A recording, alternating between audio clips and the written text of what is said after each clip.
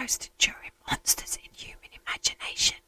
the preservative, calculating quasi-necrophile vampire and the destructive, frenzied, cannibalistic werewolf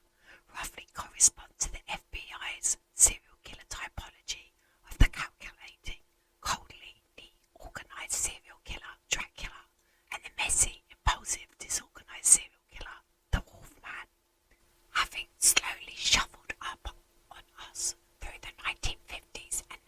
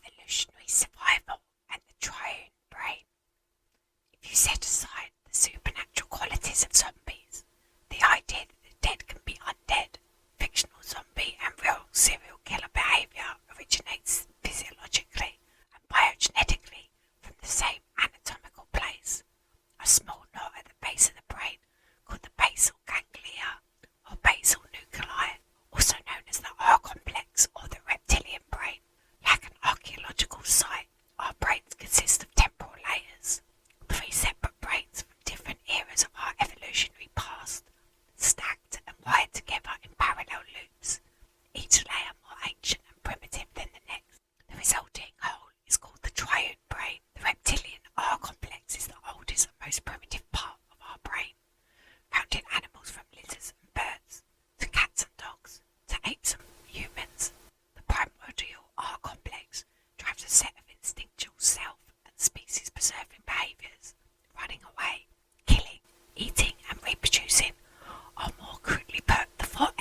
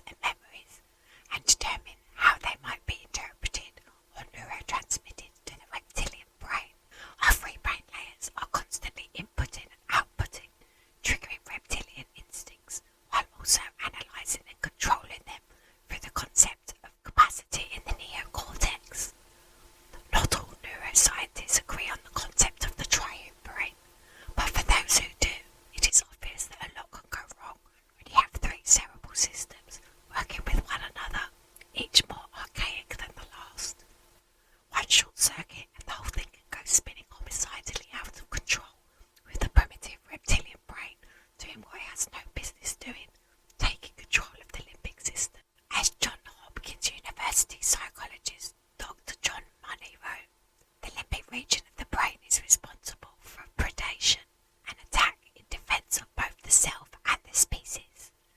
In the disease of sexual sadism, the brain becomes pathologically activated to transmit messages of attack simultaneously with messages of sexual arousal and mating behaviour. Another psychologist sums it up more simply. The predatory serial killer is literally a limbically kindled engine of destruction. He won't stop, and he doesn't want